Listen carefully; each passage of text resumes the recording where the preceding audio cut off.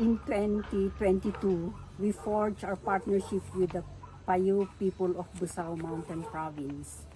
We started with doing our community research to analyze our the status and trends of our food systems.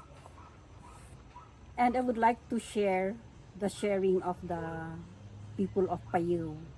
The Apayao people recalled that in the 1990s, they can say that they are self-reliant in food and they can even export surplus products to other adjacent communities. And then we started embracing modern agriculture by using petrochemical-based fertilizers and pesticides. It did not increase our production in our farms. Instead, nowadays, we find ourselves very dependent on imports for food, for animal feeds, for agrochemicals.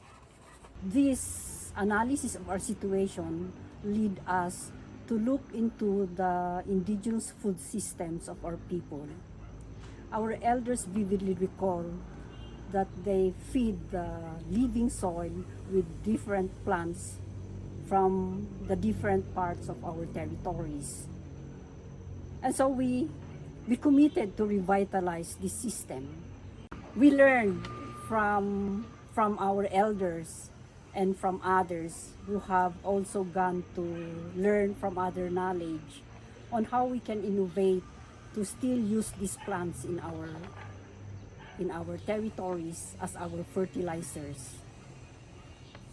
And then we also think about our animals because we started feeding them with commercial feeds.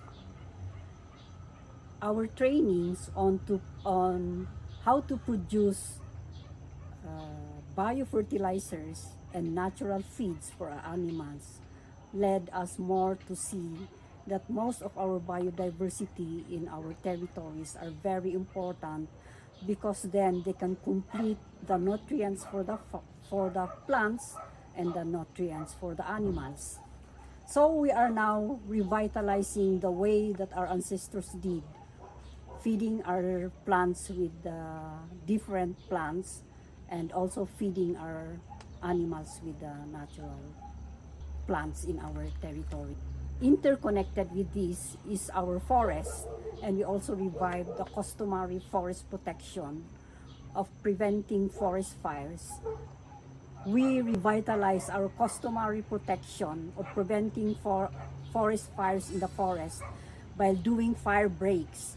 And in 2023, we were able to prevent forest fires of our sacred sites despite the long drought